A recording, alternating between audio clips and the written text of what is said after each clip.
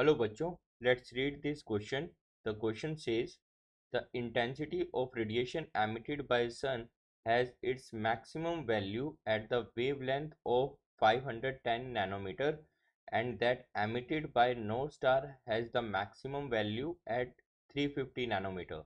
If these stars behave like a black bodies, then the ratio of the surface temperature of the sun and the North Star is।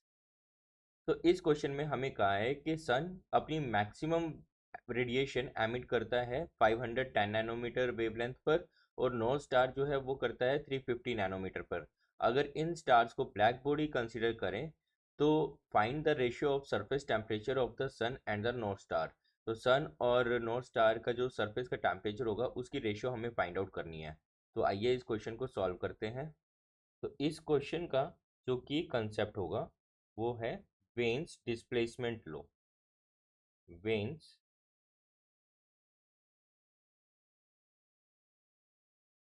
Displacement लो। तो veins displacement लो के according maximum wavelength and temperature का जो product होता है वो constant के equal होता है। मतलब maximum wavelength is inversely proportional to temperature.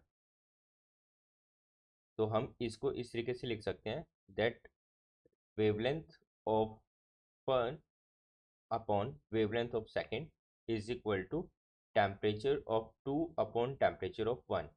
तो अब हमें दो स्टार्स दिए हुए हैं, एक है सन और एक है नॉर्थ स्टार। उनकी मैक्सिमम वेवलेंथ गिवन है हमें। तो सन की वेवलेंथ है 510 nanometer and wavelength of north star हमें गिवन है 350 नैनोमीटर। तो अब इस रिलेशन की हेल्प से हम टेम्परेचर फाइंड आउट कर लेंगे। तो हमारे पास जो रिलेशन है वो है lambda of north star upon lambda of sun that is equal to temperature of sun upon temperature of north star.